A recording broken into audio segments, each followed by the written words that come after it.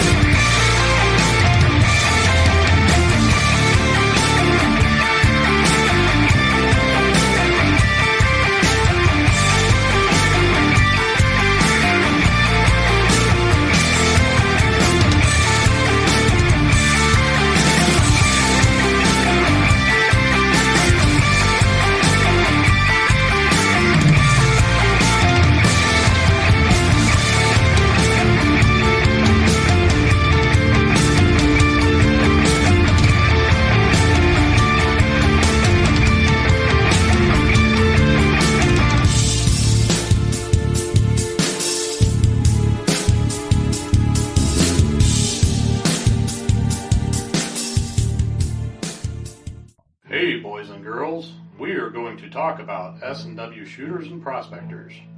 What is S&W shooters and prospectors? We at S&W Shooters and Prospectors help people find treasure. Did you say treasure? Yes, treasure. Just listen to this amazing review from our happy customer, Jackie Sparrow. Chocolate ship shape and a pleasure to deal with. I was able to buy everything that I needed at prices that were shillings less than others. I found my 9 pieces of meat in no time. Savvy? I know you're asking yourself, why should I shop at S&W Shooter and Prospectors? Chuck Smalley has over 45 years of metal detecting experience. He works with each customer one-on-one to customize their setup to match their skill level. So if you always dreamt of being a pirate, contact Chuck at S&W Shooters and Prospectors and he'll dig up a great deal for you. Eye patch and rum not included. Caution. Please do not operate motor vehicles or power equipment while under the influence of this show. Listening to this show could cause side effects such as bouts of laughter, violent binges of cabin fever, and even dreams of silver and gold. Please be advised. Now that the fine print is out of the way, on with the show.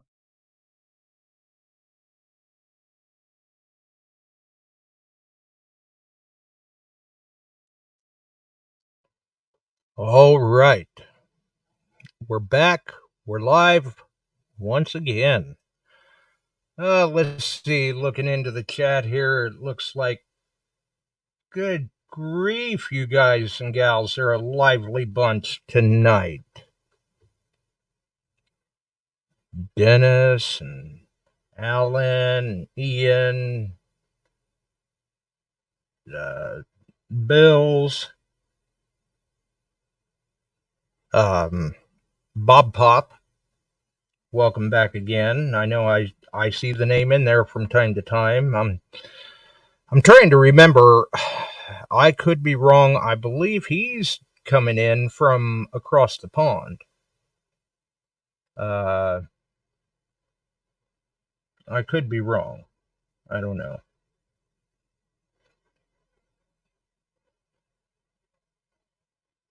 We got Jason in, and yeah, a lot of the gang dropping in. A lot of them dropping in. There's Kevin. Yep. So we've got them all dropping in. All right.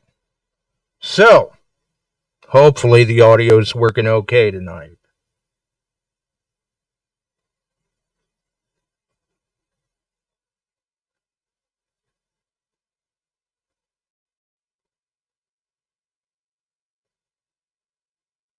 We'll see how it goes.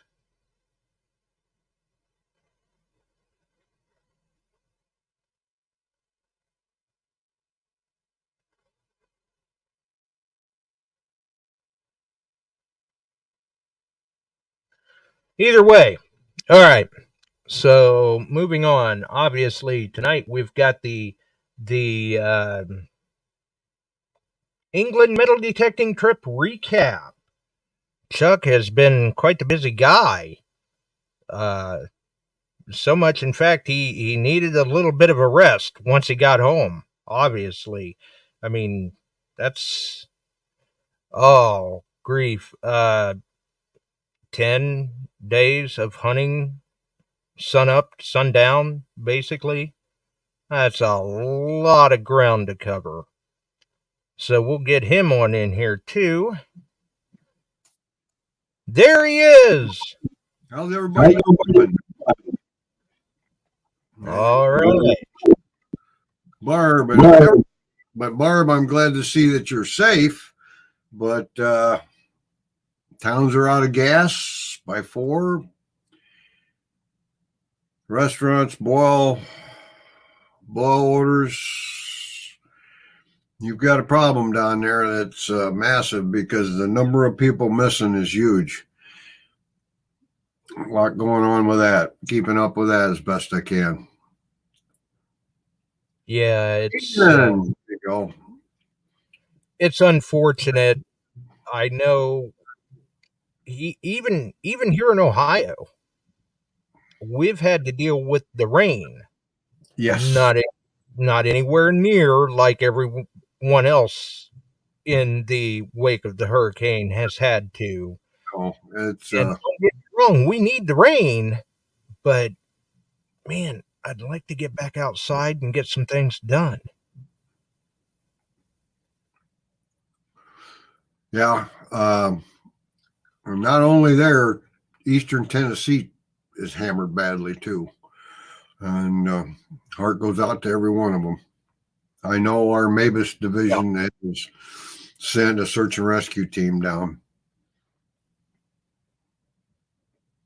Yeah, I mean, I see where Barb put in the chat that there's still at least 1,000 people missing, and that takes an enormous amount of manpower for search and rescue.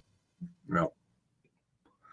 They have activated across the country search and rescue teams. And there's groups from Illinois down there. Right now, they got down there rather quickly, but there's other groups that just followed in from all over the state of Illinois. So, and they update us on manpower needs, things like that. So, we'll see how this goes. We sent a team directly out of my Mavis to Katrina and one other hurricane. So we've been notified. That's about it. But I want to bring one thing up. Josh sent me a text while I was over in England that saddened me in the loss of Mike Lacquamet. He was a friend. He belonged to Illinois, Iowa. He was also an administrator on the Illinois, Iowa page and that kind of stuff. And he will be sorely missed by me. And my heartfelt condolences if we have any family members listening in. He was a dandy, and he had a sense of humor that was never ending. He could get you to smile and laugh, and he was fun when we had him at Galesburg and the meet and greet and some of the other hunts. And he is sorely missed by myself because we talked a lot on the phone. Oh, yeah. Oh, yeah. So I wanted to get that out to y'all. That was sad. So, and still is, always will be. Good friend by all. So, and Barb, my thoughts are with you. That you were up the mountain enough, but I saw your pictures and your posts and the water coming down off the creeks there, but that all added to everything that got toward Asheville and not good. And now there's another storm warning hitting Florida, and they're getting back-to-back hurricanes, it looks like. Oh, no. So that's got everybody on edge down there. Not good at all. So, all righty. With that being said, our trip to England, it was good flights. Of course, that's a long flight. Most of the outbound to get to England is red eyes. You get in early in the morning, you get over to your hotel, they're in the room ready for you. And I'm not a sleeper on an airplane. I watch movies all night. And so by the time you get to the hotel, you're ready for a nap. Yeah, and we did. We took a break, and that Tim Rushing, who I was with, we got there early enough and got a few hours snooze in and hopped the underground and headed into downtown London and went to the British Museum. And Nice. yeah, and we went to the area that kind of concerns us on finds and saw things that have been found in over the years by detectorists, not only archaeological finds, but detectorists started all. And they talked to us. There was a gentleman there. They always have a booth set up where you can pick up, and he was right in that day with Bronze Age axes and things. You could pick them up and look at them, and he talked to you about the Celts and the Saxons and Iron Age, Bronze Age era.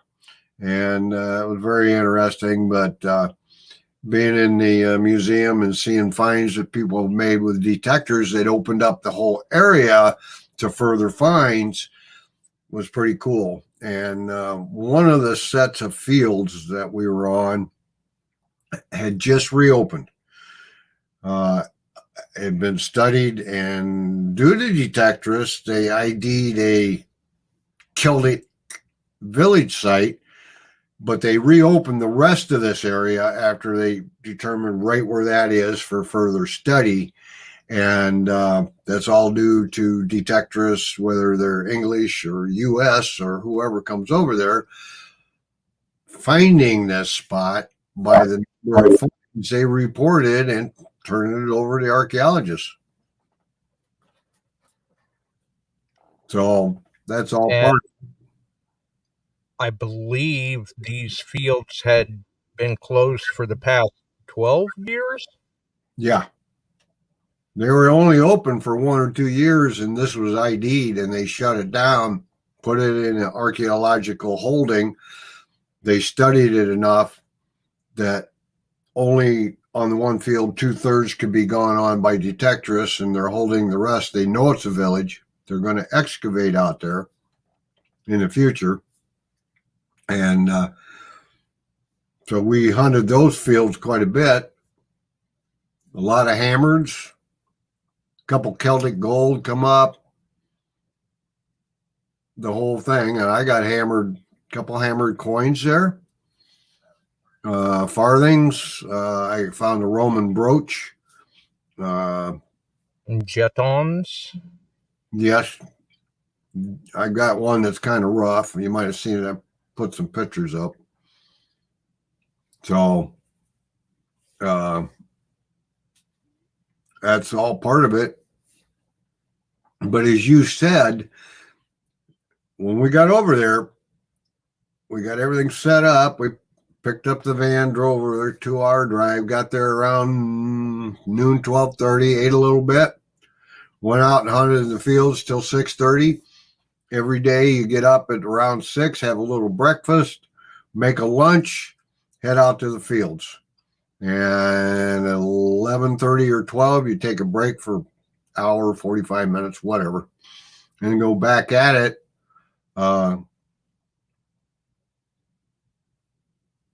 And that's what you do every day. You go to different fields and other sites and some known sites. And so Emery, yes, there was a lot of things dated. A lot of the hammered silver were in the 1400s and earlier. a couple Celtic coins were found, and they date them by the style that they minted them in, and that puts them into late Iron, early Bronze Age. 4,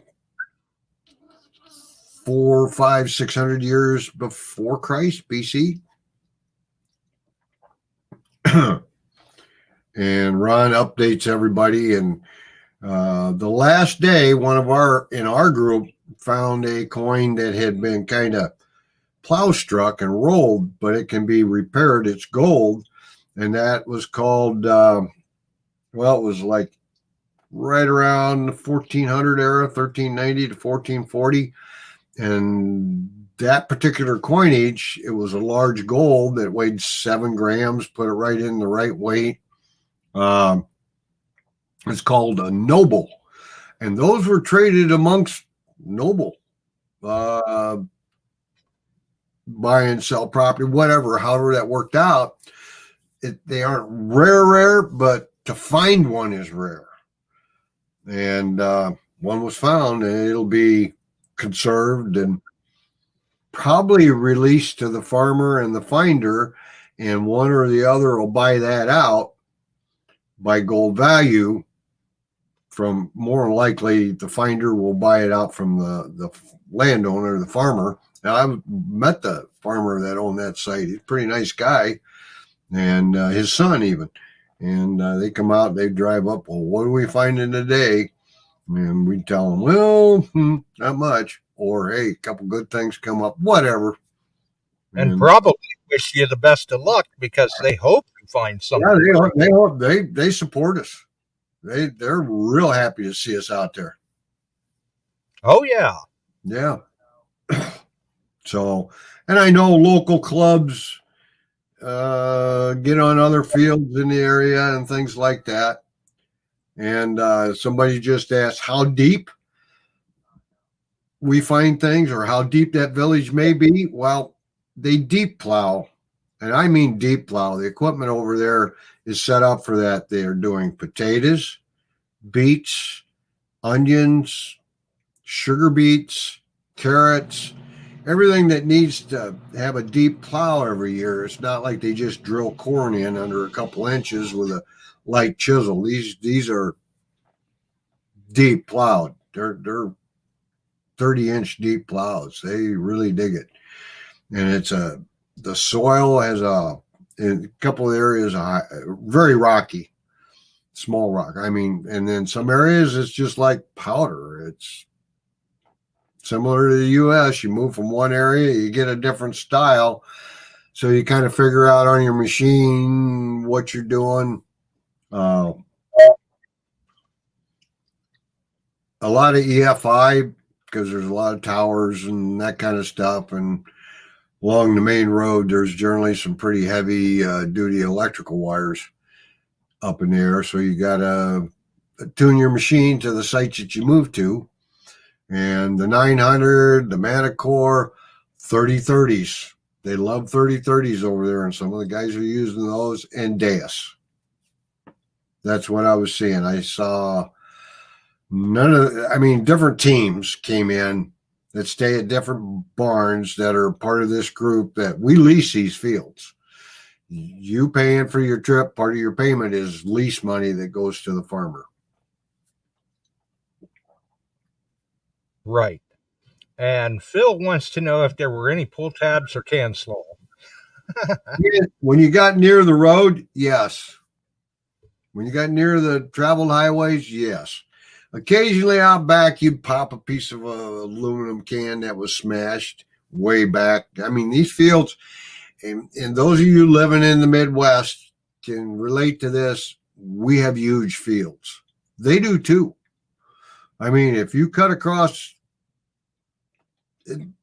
you'll hit a hedgerow in that field, but it just goes on and on and on. And okay, Jeff at his phone, and he would track his steps, and I hunted a lot with him. He said, "Hey man, we're up over 20,000 steps today." And I said, "Yeah, I'll bet we're over that because I feel it." Wow. Okay, Bob Pop just said a gold noble was 6 shillings and 8 pence. First issued King Edward III, was issued for 90 years. Yeah, and they were traded at the higher level. At least that's the way it was explained to me. And they don't come up very often. So, Shannon, okay, the cat.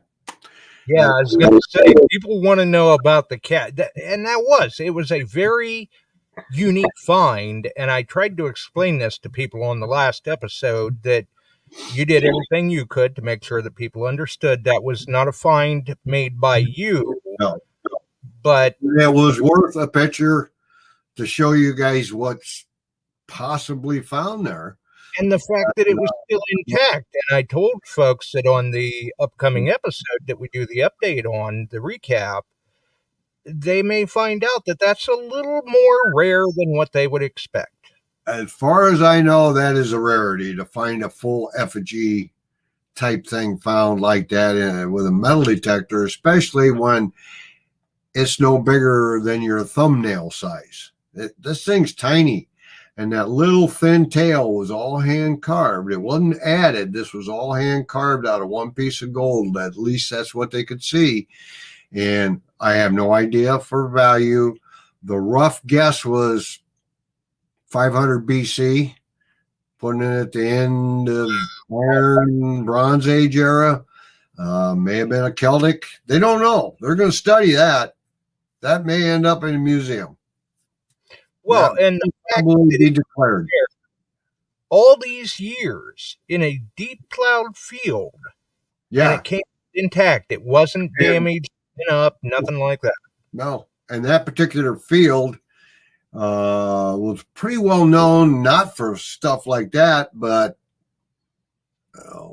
hammered coins. There had been a small village out there on it, but there was also businesses out there, and they found a lot of hammered stuff. And I found the tiniest these farthings. I found a silver one, and actually I got a couple of those little silver ones. I got a couple other hammers, but they're no bigger around than an eraser on a pencil, and they're thin. And oh yeah, that puts us pretty good, but it's a small clip. It's just a clip of a signal. Right. Yep. And do you happen to know, for the gentleman that found the cat effigy, how deep was it, or what machine was he running? All I know is I was told is he had a MANTICORE and he found it. They didn't give me any depth. They just passed a picture around it. And we had been on that field with that group. There was three groups of 7.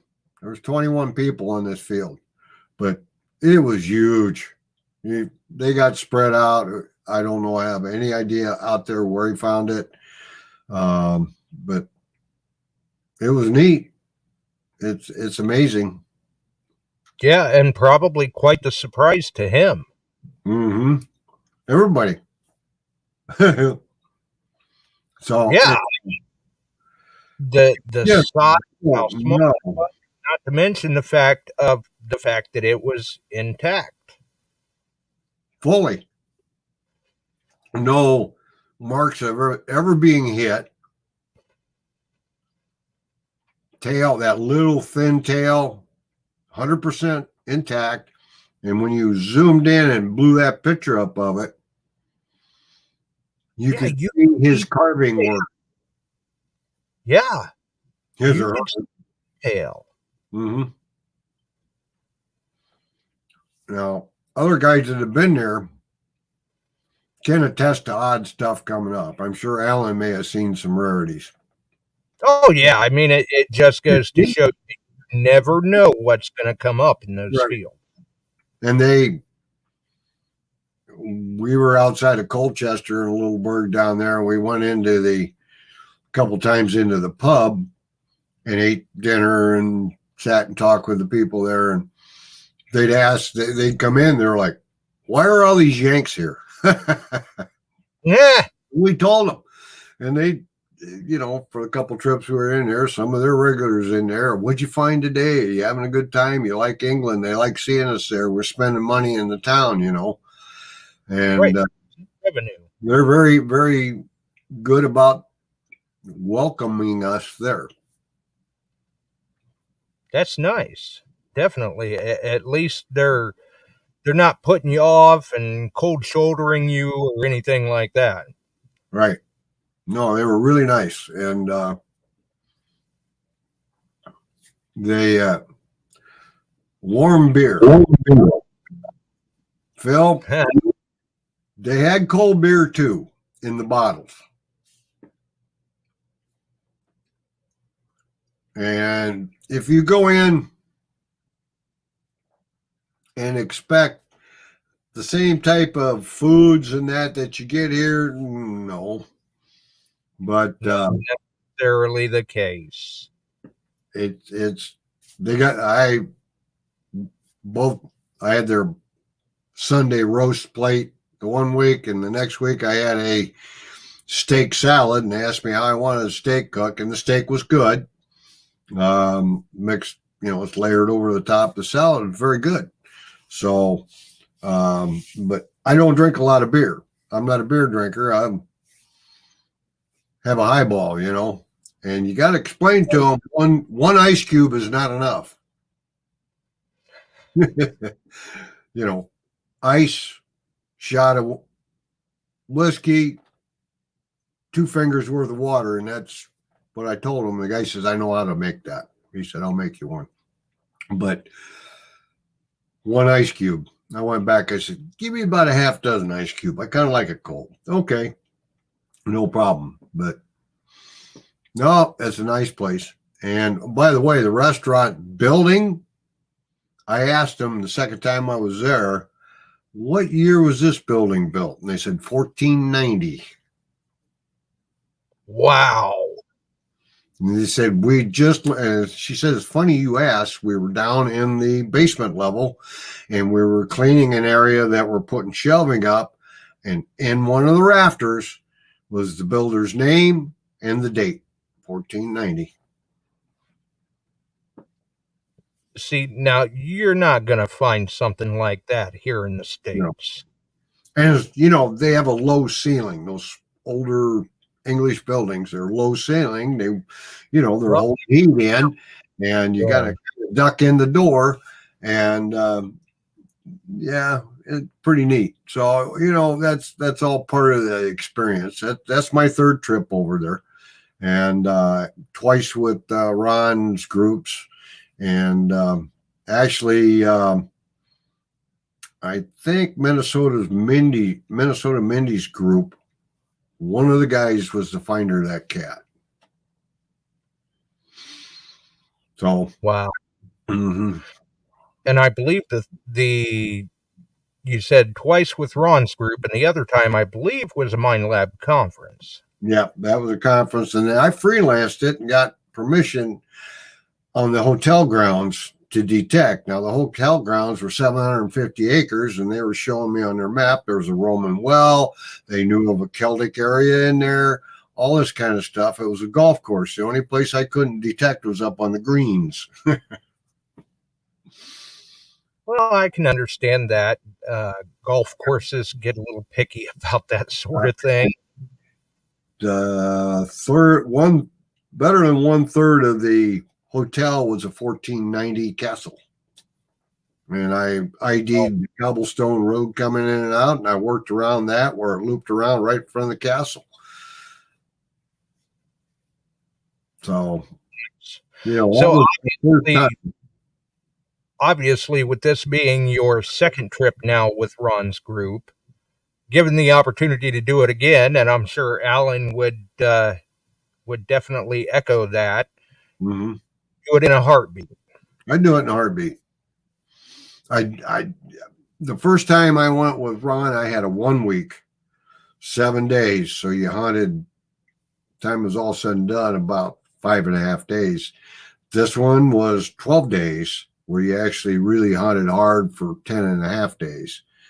maybe 10 and a half. Let's call it that. And I mean, you go out there, you hunt, and people who want to take a break, you sat down, find a place to sit down along hedgerow or in the field and take a little break and have some water. You kept water with you. It was dry, and I mean, literally nice weather. I didn't believe the weather because 2 times I've been there before, it was about 50% of the time it was raining a little bit, it was a little muddy and that kind of stuff. This time it was dust. So this was a little different for you. Yeah, and that affects in that real dry ground and fresh plow affects what you hear. What a lot of it's been brought up. What you hear, but the depth that you can obtain. Yeah. So, and with the first trip being, 7 days and this trip being 10 days, if you went back a third time, do you have a preference? Would you do 7 or 10? I'd go back for the 10. Nice. Why? Because same deal. You get there, you hunt a half a day. You're still making up your time. You're tired. You go out and hunt a half a day. Try to get back and get some sleep. You're up in the morning. You're making your lunch. You're having a breakfast. You hop in the van. You head out to the field. You get out. You hunt. And that went by real quick. And so you got 5.5 days of hunting. Where this one, you got a better feel for it and that kind of stuff. It's longer and stuff like that. RRH, I stayed away from the hedgerow edges. I didn't find many large. I found my share out in the field, but believe it or not, the easy finds in some of these fields are not as plentiful as they used to be. The big greenies, they call them. Well, right? They've been over pretty good. Yep. And those things ring up. When you go over one, you know it. Bam, 72 on a MANTICORE right now. Nice. And you basically dig every sound. I had the iron all metal on, and I had the iron turned up a little bit, so I knew when I was over iron, I'd give it a 45 turn, check it, grunt, and move on. But I'd watch it 2 times, maybe 3. I get a little bit of a pip off to the side, and they were all farthings. They were the rose farthings and the silver farthings, the small ones, and they were right near iron. That could be attributed to the speed of the MANTICORE. Yes. What was my favorite find? I got 2 of them, actually 3. One was a nice big long cross hammered, and good coin. Then a Roman fibula that was 3/4 complete. It's still broken. I would like to find a good complete one. I haven't done that. I found several broken pieces through the whole trip, but this was totally ID. Had the cross in it and the curve to it, but the very end was gone. And then that little tiny silver farthing, because I actually dug down. I was down about 4 inches, and that is just a shard of a coin. It's like they find some of the hammers, cut quarters, cut half, that kind of stuff, and just shave pieces of it even. And that is just like finding that it's nothing. A Roman size target, and to find it at that depth, that's actually pretty respectable. Yep. Jason says, were there any CTXs? Yes, there were. There were several of them. The 3030s are very popular over there, and he goes by Canadian Ron. He was running his, and he runs it. He ran it 100% of the time with the charcoal coil, the grill size coil, 17-incher. He swung that the entire time. Cover a lot of ground quick that way. And he was covering it. Oh, yeah. It is like swinging a trash can lid, though. Kevin, my coil, I ran the stock coil 100%. I ran my stock coil the entire time. I had the 8-inch with me, and I had a 6-inch and a stock with a 900. I took 2 detectors in case I'd have a breakdown. They've always got a loaner, and their loaner is, well, they got 2 now. They have a 900 loaner and DAS. Straight DAS, early DAS for a loaner. Right, first gen. Yep. And Alan reports that I think I saw that quarter stator today. Alan. Nice. Yeah. But since we left, they had some appreciable rain. So that makes a difference. Well, and for as dry as it was while you were there, I'm sure that was appreciated. Get some moisture into the ground, get a little more depth, and at that point, you never know what will show up. The last morning we were there, I went out, and it was sprinkling. It opened up, I got out in that, and it was a deep plowed field. It just been freshly deep plowed. It was pouring, and that deep plowed field was a swamp. So I went across the road to where they tilled and then rolled the field, prepping it for planting. And that was much nicer and easier, but man, and it rained till about 10:30 a.m. and all of a sudden quit and the sun came out. End of story. It got nice again. But they've had rain since we've been there for a couple days. So if you ever think you want to go, I recommend you go. One time at least. So it's like, other than the last day, you didn't really have to expose yourself to any torrential downpour or anything like that. I had extra rain gear. I had my waterproof boots with me. I'm planning, thinking ahead. I kept looking at the weather forecast for Colchester, England, and it showed nice weather all the way through. And it's like, well, but I didn't believe it. It's, you're right on the ocean area there. There's an inlet. And it's England. But beautiful. I'd put a light sweater on in the morning. It'd be 49 to 52 degrees. By 11 o'clock, it was in the mid 70s. A couple days were rather windy, but no, it was nice. So northern England and Scotland and Ireland had rains like what they got recently. They're flooding. Oh my. Yeah, they were having some issues in England. Not good. Mm-mm. Not good. So it's a great trip. If you ever think you want to go, there's other groups that run trips. And they're all tied in around Colchester with one guy. And they've got different barn leaders, C.T. Todd and Minnesota Mindy and Ron and Tim and a couple others in there. And Alan, he generally goes with Minnesota Mindy. I went with Tim. Tim kind of does things like Mindy. We had a couple meals in-house, and we order pizzas and that. We had a pizza place near us and pie and that kind of stuff. We didn't go down to the pub every night. So, and that gets pricey. It can, yeah. Yeah.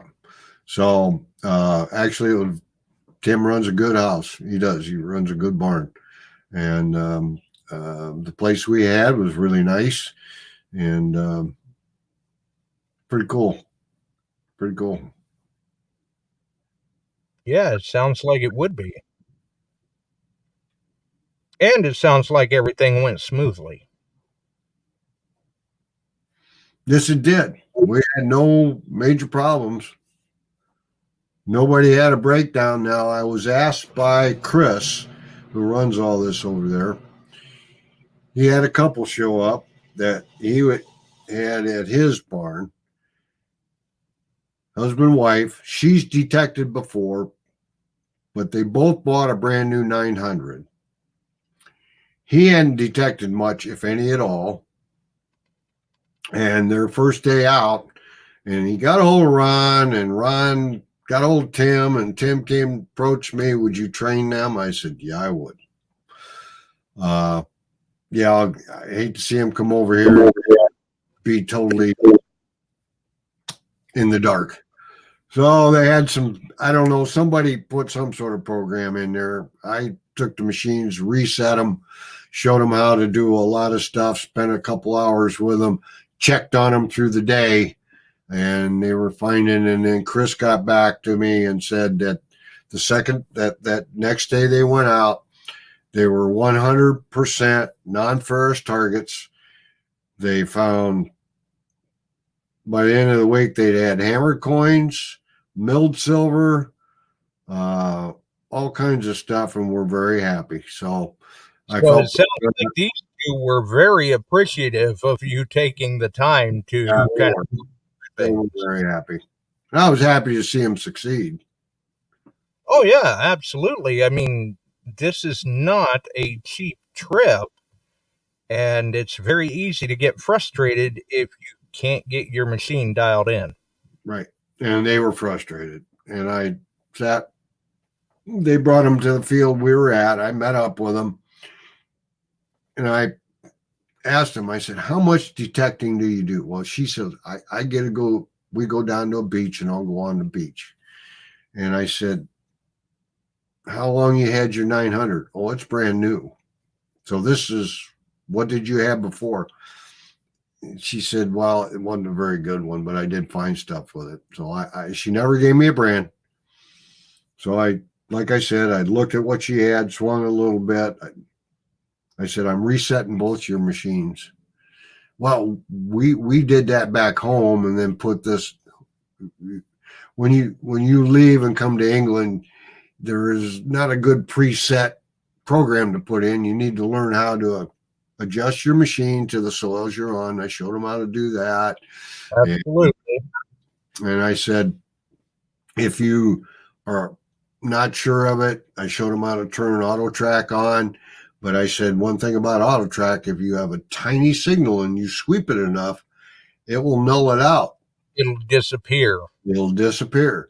I said, only use that if you're in unstable ground, the conditions are funny. I said, I taught him how to do the EFI and then set them up with a simple program, showed them how to run all metal on off and why I do that and why other people do it. So, because over there's so much in some of these fields, you're running all metal and you're picking up those oddball good indications in the middle and then shut it off and try and center on it and dig it. And they found a lot of stuff. According to Chris, they did very well for their first outing and first time. Well, that was his first time ever really detecting. Well, that's awesome to hear such a good report. And he was doing better than she was. Oh, yeah, that's her problem. Right, that's when you go, I ain't getting in the middle of that. They can find. No, but they were very nice people. And they got some memories, I'm sure. Oh yeah, and that's the important part. I mean, was this couple English, or did they come from stateside, or what? They traveled over from stateside into Chris's barn, and and Shannon, what type of soil do they have? Actually, one of the fields, we were over on the coast. I took some pictures. You saw the sailboat, that's an inlet off the ocean, and you saw where the unloading area was, and the ships were there. That it was almost a loam, similar to what we have here. It had some fine rock chips in it. You saw flint. You saw a lot of flint in that area. but it wasn't so bad you had trouble digging. You move inland further and you get a gray.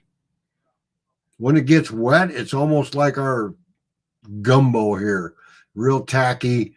And so I started doing ground balance to see where it would go up to, and it was generally 18 to 20 on the ground balance. So I didn't mess with it too much. I just ran it that way and did pretty good with it. Now, that was on the MANTICORE. I ran at 0. Once in a while, I hit ground track, see if there was any different, and it was doing great. But there were a lot of rocks. If you got further up and inland, it was rocky. I'm talking a lot. And we had fields that I had to jump up onto the shovel and get her to push in. It was that dry. Right. Mm-hmm. And what were you running your sensitivity at on the MANTICORE?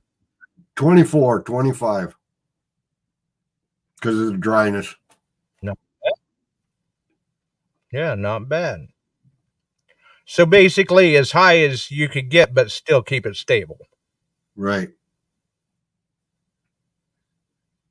Nothing wrong with that. Well, and as I moved toward the roadways from deep in a field, the sensitivity would chatter when I got close to the roads. You had high lines, and several of the fields we hunt have huge towers in them.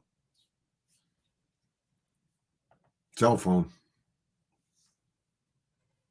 And then you had lines going across the field, and I think they run a different cycle of electricity, because if I was just running open without doing anything and I had the sensitivity up, I could hear this chatter in the background, and it got stronger as you got to it. So what I did, drop the sensitivity, hit the EFI, and I'd hunt right under the lines, because if anybody had problems, they didn't hear stuff. And I found some milled silver under the lines. I can't remember the exact numbers, but I do want to say, like over here stateside, we run like 60 hertz, and I do believe it is different over there. Totally different. You have to, to charge your equipment at night, you have to have their goofy 3-plug system, and then the adapter, and then plug ours into it. It's all, it's different. Well, and that's a good question too. Did you have to take anything extra like that, or was that provided by the barn? No, you take your own. Ah, okay. You have your European plug in it. I don't have one handy, or I'd show it to you guys. Yeah, I mean, I've seen them, because well, I don't know if they still do, but it used to be those all came with the Excalibur. Yeah. They came with 3030 had a set. Oh, yeah, that's right. Yeah, they did. Yeah. Yep. So, Bob Pop says it's 3-pin, one's flat. It's a different setup, and you got to be able to adapt to it. And I would recommend that you take, I mean, if you're charging a headphone, you're charging a cell phone, most of you keep your cell phone on, charging a detector, I would take 2. So you've got a couple of them going all the time. Right. But or maybe like one of the plug-in style USB charging systems where you've got 3 or 4 ports. Right. Yep. That would work out okay too. And it's about the same charge time. I mean, it just converts it on the machines. I mean, the MANTICORE, we were playing with it. A couple of us running MANTICOREs, we were noticing we were down to a quarter or less about 3:30 in the afternoon. We still had time to hunt, so I started just trying to adjust different things on and off. One of the things I did, I cut the power, and you can do it on it. You cut your level of lighting down. I I didn't run with the horseshoe on all the time, all metal all the time. I just check with it, and that would extend your life, because the more you turn on and use, the more power it takes. The 900, no problem. It did 10 hours a day, 10 and a half without even thinking about it. But the MANTICORE draws the juice. 8.5 hours. With all the features that is packed into the MANTICORE, yeah, it can definitely be a energy consumer, basically. Right.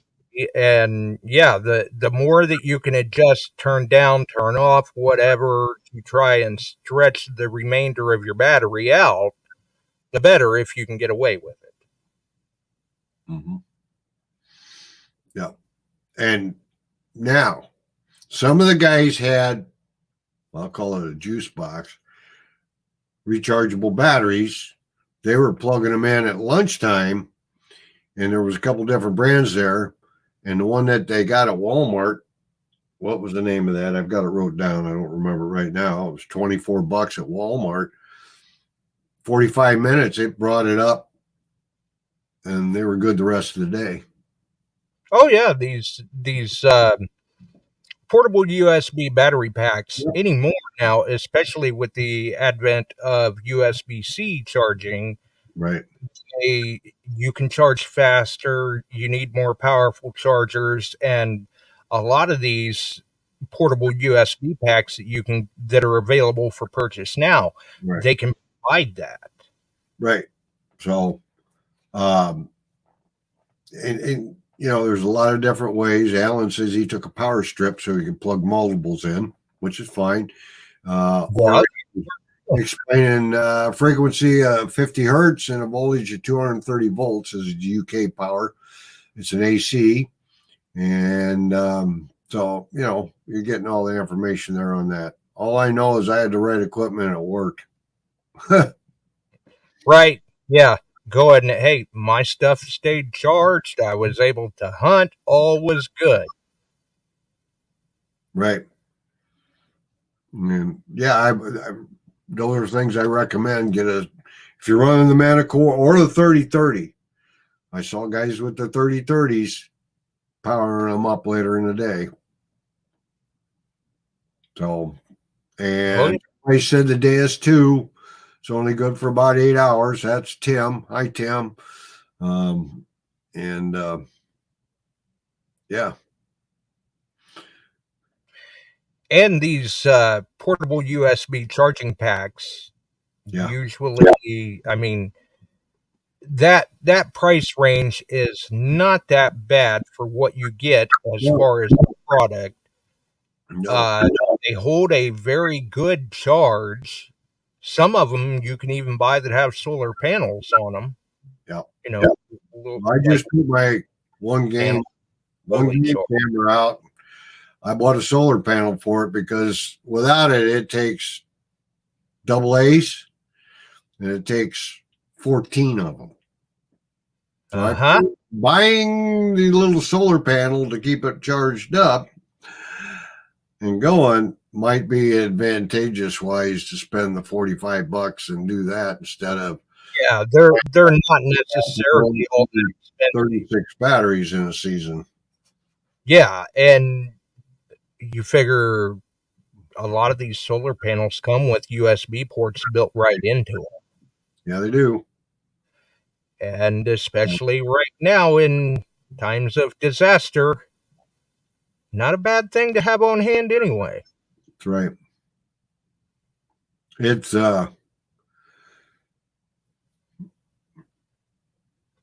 you know, you're doing 11 days. How many pair of jeans do I need? Socks, shoes, right? Equipment. What kind of extra equipment? You know, you sit and you think about it. And I believe you said that the barns usually have a washer and dryer. Repeat that. The barns, normally they have a way that you can do your laundry. If you did 2 loads of laundry during the week, I kept it down to 3 pair of jeans and a travel pair. So I had 3 rotating pairs. I had an old set that it was getting pretty tore up. That one is living somewhere in England. You got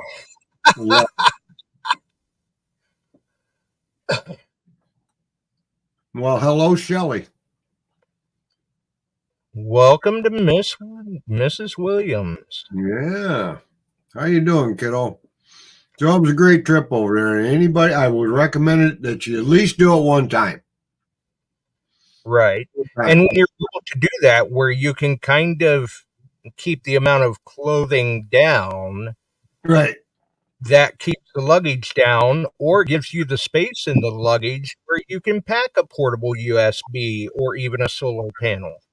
Yeah. Well, I packed both power heads to the 900 and the MANTICORE in my carry-on. Right. My coils, I took my MineLab, the old big MineLab pack, coils, shafts, dig tool, pinpointer, and I took a pinpointer. It's rechargeable. I took the Notka, and it did very well. Good. All my equipment was in that bag, sitting inside my big suitcase, clothes packed around it, clothes packed around the two heads. I throw a couple tracking devices, one in each bag, that I can track them, knowing they're with me, and I can. And that's what I do. And I took a real good raincoat, a lightweight raincoat, coveralls, waterproof boots, that kind of stuff, just in case it was going to rain the whole time. And other than the last day, we were dry. True. You do have to be ready for any, I mean, you're there for 10 days and you're there to hunt, rain or shine. And Alan makes a point. You got to go at least once. And detecting over there is totally different than what we do here. We're doing fields. We're doing deep plowed fields. I ran my MANTICORE. I ran it in the general mode, but I tweaked a lot of other things around it, and it did real good. Nice. 900, I tried it in parts 2, and I did have one day.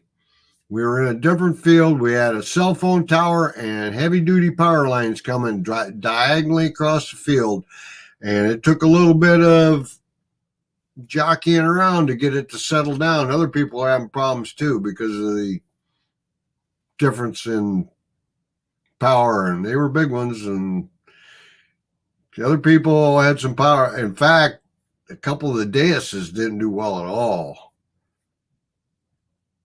Oh, were these the D2s or first gens? D2s. They were having trouble. They were complaining. They didn't come and ask me about how should I set this. They just said, man, this thing's acting up. I said, my 900 did, and I've sat here for about 20 minutes, got it all settled down, and it's been working. I'm digging stuff, but I don't know if it's working at the maximum. Right. Don't know if it's working at its peak performance or not, but you were trying to find what worked for you. Mm-hmm. Right. Sense. Definitely. Yep. I'm reading some questions. Anybody run a PI machine? No, there was not a soul with a PI unit there. Now, people have taken PI units over there. I don't know how they fared. No one's ever told me anybody did exceptional with a PI, or that thing drove me nuts because there's so much iron. Lead, oh my God. Do you guys think you found lead on a Civil War battlefield? Some of those fields over there is full. I found musket ball. I found blobs, lead bale seals. I'll bet I picked up 15 of those. Lead was used for everything. And you would find they even have tokens with stamps and dates on them out of lead. That's right. So, yeah, Bob says he leaves buttons in lead. I'll tell you what, I bet I left 150 buttons in a hedge. Now, I found a silver button, and it wasn't silver wash. and it's early, and it was pretty nice button. That's coming home. Jill will get that. She likes those fancy ones because it was marked. It had a hallmark on the top center of it. They said that's pretty unusual. Nice find. Silver is silver. Yeah. Yeah, especially with it dancing at around 32 right now. Right. Alan said if there's lead, you know people were there. That's right. We found lead. We found buttons. My God, that one field. I dug more buttons in an afternoon than I've ever dug in that one field. Wow. Little 4-hole ones. I did get a nice gold gilt one too. And there were at least 3 military that were artillery that have 3 cannons on them, and they date that to the Napoleonic type stuff. Oh, now there you go. They're nice buttons. Yeah. Yeah, those would be ones to be proud about. How much gilding was left on the gold gilt that you found? Probably about 85%. Not bad. Good job. That one's coming, that gold gilt one. But a lot of the little 4-hole, just standard buttons, my God, they all sound good. Right. Well, and being where you were, you know, you're there to hunt for 10 days. You're going to dig every repeatable signal you can, especially knowing that with the broad range of history, you already know that these coins are going to ring up in a range lower than what you would expect. Yeah. And depending on what era you're getting into, that changes how they ring up. Right.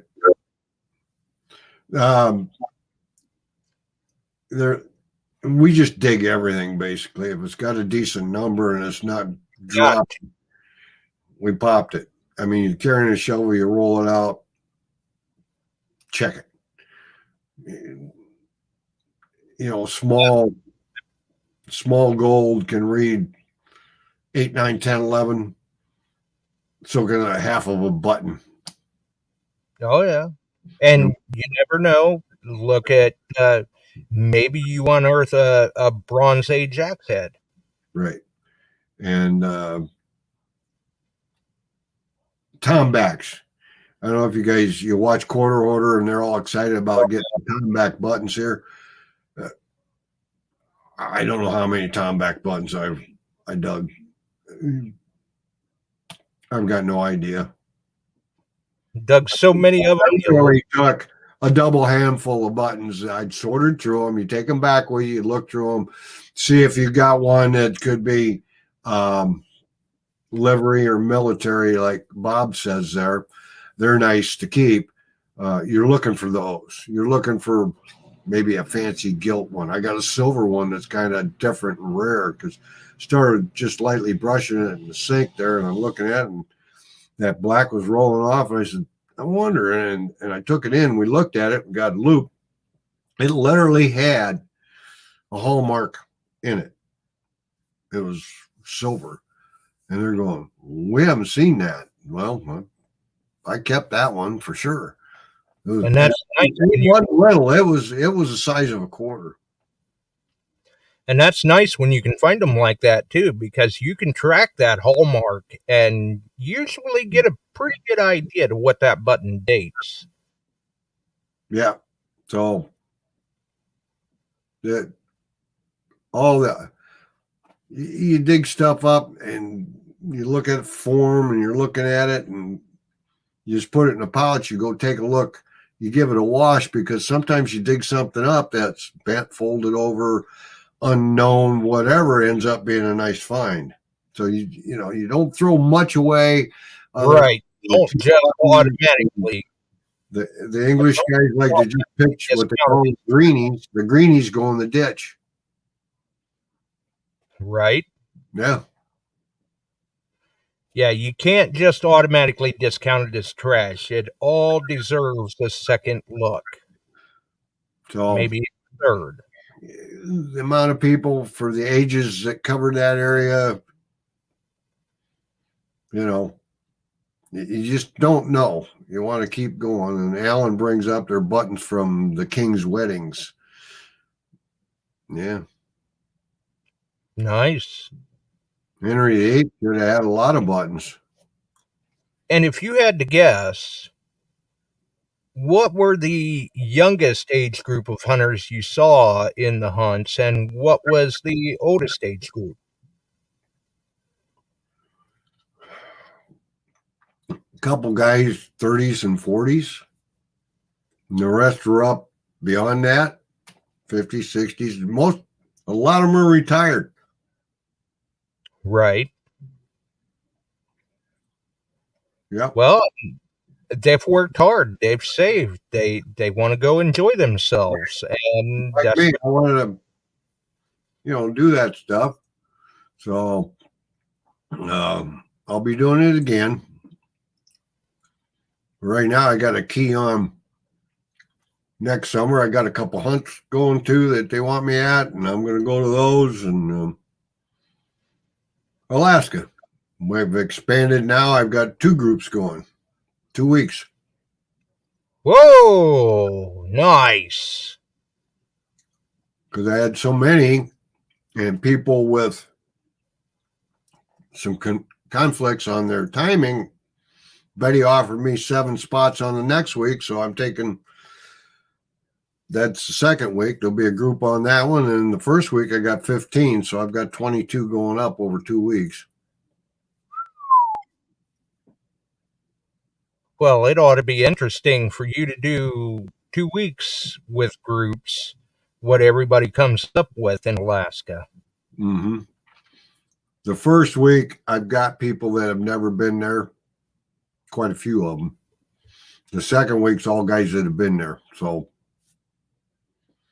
right, and second week's more of your veterans, so to speak. They've seasoned. So I'll be getting all that straightened out. And I've got a father-daughter. I got a couple, 2 guys with their buddies, 4, we'll see how it all works out. It'll be fun. The only problem I got, they all want side-by-side ATVs, and they don't have that many of those. And I told them, I said, there's only 2 side-by-sides and 1 4-place, and the 4-place will be rented on the second week. But if there's a group of 4 of you get along to travel together, that's the way to do it. You rent that one to split the cost. Oh, yeah, that would make the most sense. Yep. But yeah, it's a great trip. If any of you are ever interested in it, you could talk to me or Alan. We could probably get you hooked up somehow through one of the groups. Andy Sabish takes a group over. There's others that go over there. So, this particular group through Chris, he has a lot of acreage to hunt. And it's farm field. They're huge farm fields. They plow them every year. Stuff keeps coming up. Yeah, they've been hunted. But there was more Celtic gold this season so far than they've seen in several years. So they're finding lots of good stuff. Yeah, you just never know what gets turned up. Right. So, and Barb, yes, you rent the ATVs. They're like a car here. If you go, you rent a car, get everybody around, a couple of them. There, that's your mule. That gets you around. That gets your equipment down to where you're digging. And it's not easy walking because where we're going down next year, there's new ground they just purchased. They're clearing some of it. They'll be pushing it. It's a couple miles downhill, and you detect all day, and then you got to walk back up the hill.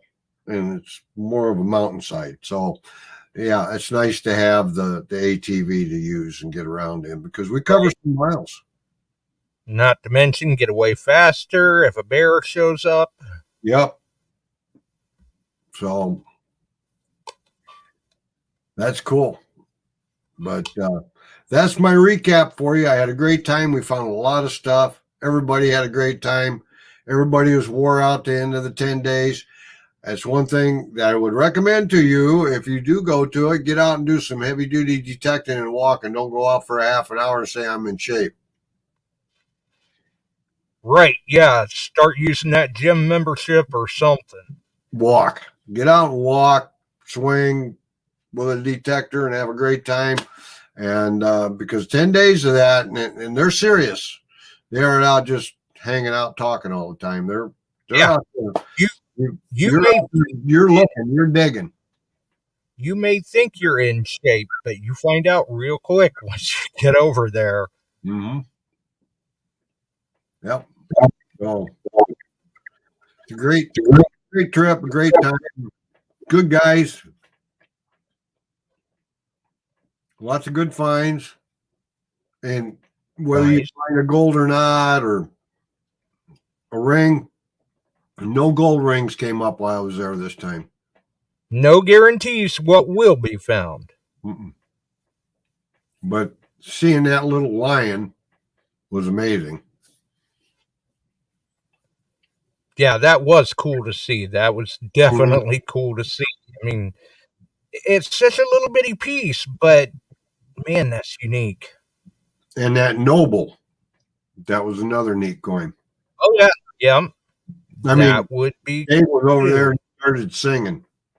He's a musician anyway, and he keeps his mic, and I got my gold. I found, and he's singing a tune, kind of a blues tune. He had his harmonica with him.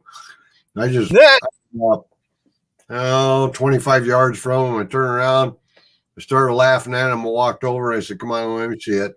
And I was the first one over there. He threw it in my hand. He said, "What do you think?" I said, "Oh, man. Hammer gold." Well, I guess that was his version of the happy dance. Yep. Yep. I saw one happy dance go down when Mike from Hampton, Illinois down here. He found his first this is his 8th trip, I think it was, 8th or 9th. Never found a gold. And that was the first Celtic quarter stater, which was a rare one. They call it the fat pony. And he found that, and he was out doing his dance, and that was pretty cool. There you go. Yeah, I mean, my first trip, I found a gold coin. This one I didn't. It's Yeah, the next trip could be the trip for somebody. Who knows? I don't think I'll be making it next year, but the following year I will probably go. I'm not sure yet. I've got a lot going on already booked up for next summer. Well, and I remember hearing not too far back, there was a gentleman telling me, you know what? Yeah. And it's time for Chuck to have some fun. Chuck's going to go to some of these events and stuff and do some hunting himself and have some fun. And it's great to see you are definitely following through. Yeah, and I like setting up. I like helping people, and I was happy to help that couple out and get them going in the right way, because all they found their very first day was probably 20 pounds of iron. Oh, I'll bet they were so happy that you took the time. They were very impressed, and they were finding stuff and thankful. So that was fun. But that is not the place, guys. If you got a brand new detector, get out and work with it before you go over there. Absolutely, yeah. Whether it's a trip to England, a trip to Alaska, or even a event like Swing Into Summer or something, right? That is not the place to take your brand new machine. Put some time under the belt with it. Right. The gold dance, Bob. You're right. I didn't get to do one this time. It'll happen next summer, though. So maybe next time. Yep. And we know you're going to hit gold in Alaska. Oh yeah, that. Now whether I get this or this, that's a question. Yeah, exactly. You're going now. It's just waiting to see how good is it. Right. Right. Well, and well, sir. and well, any more questions? I've been watching. Ask now. Right. And while you were away, we were definitely trying to stack them up. I believe the second, we've got Indiana Tones on YouTube. That's Lou DeFay. On the 6th, we've got John Ramoska and Alan Landau talking about the Chicago Dig Fest 24 recap. We've got Digging Canuck in the pipeline too. I want to say, what would the following Sunday be? Like the 13th, I believe it is. And we're still trying to put together a board for the Mike Lacquamet edition, Dig Your Plug, that we had talked about on the Memorial Show. Right. And I didn't see anything out of Barb with the current events. I can understand Christmas is around the corner, isn't it, Barb? Yes, it is. We'll see if we get that pulled off. Yeah. It may be scaled back a little bit this year, and it may be on a different set of days than what people are normally used to seeing. It all depends upon what's going on. And I think a bowl of ice cream sounds good, Kevin. Well, there's been some things going on for many of us behind the scenes that we don't need to bring to air, but it may be scaled back a little bit this year, and I'm sure people will understand. I mean, in the times that we're in right now, it's tough. It's tough.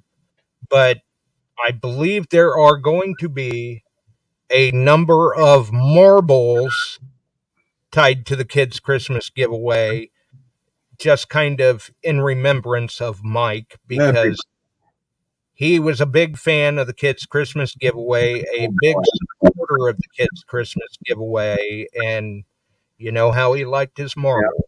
I always talk about him finding his lost marbles. Yep. Getting ready for the that memorial show that we did here. I think I might have lost a few marbles that night. Yeah, I can imagine.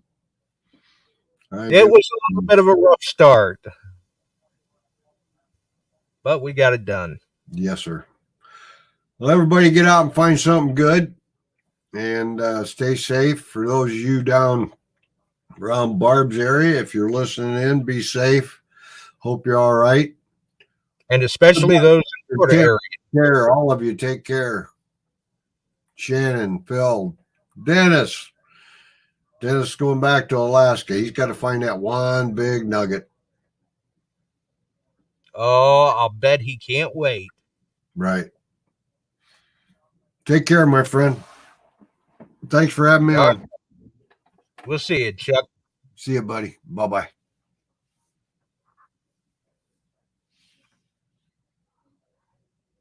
Let's see here. Oh, never mind. Chuck got it. Well, that works too. So, the England recap, and then obviously, just to remind everyone, and good grief, let me tell you, it feels like somebody socked me in the jaw. I don't know what I'm dealing with here, but it sucks. Especially since we've been trying to stack guests like cordwood, and now I run into this issue.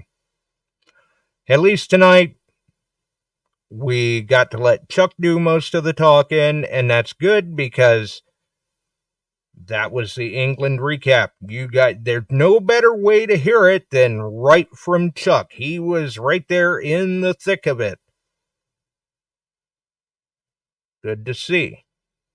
And then, like I said, on the 6th, we'll be hearing from John Ramoska and Alan Landau, the Illinois Metal Detecting Association, and Chicago Dig Fest 24 recap, where once again, who better to hear it from? They were right there in the thick of it. So if you folks were lucky enough to be in attendance for Chicago Dig Fest, and I know some of you were, you may want to drop in and share your comments, share your feedback in the chat. Let them know what you thought. Let them know that you had a great time. Because sometimes it goes a long way. You know, if you enjoyed things, let them know. If you thought something may have possibly could have been done a little differently, let them know that too. You know, constructive criticism. I mean, usually they are more than happy to hear the feedback of what's going on, because that is the main intent. They want everybody to come together and have a good time. And that's like we like to see people here. We like to see everybody come together and have a good time. So like Chuck said, if you can get out there and find something, get out there and find it. Post up the photos. You know how we love to see it. Especially if it's a piece of silver, seeing as how silver is dancing around 32 right now. Gold is dancing around $2,664.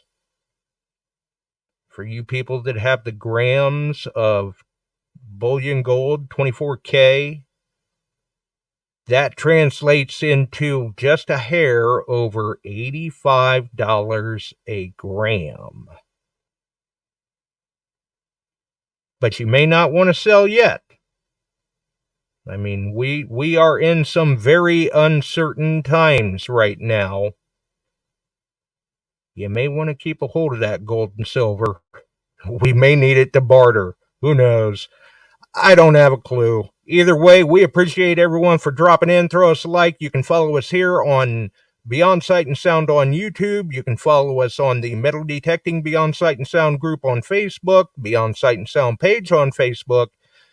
You can follow us over on PodBean and all the other lovely podcast distribution services, Amazon, iHeart, iTunes, all, you know, PodBean, Chili Bean, Jelly Bean, whatever. We're all over the place. We got to roll, folks. Have a wonderful evening. We sure are glad you found us here tonight. Thanks for dropping by and joining in. If you like metal detecting, treasure hunting, gold prospecting, or even entertaining discussion, check us out Wednesdays and Sundays, 8 p.m. Eastern, on your favorite podcast distribution services.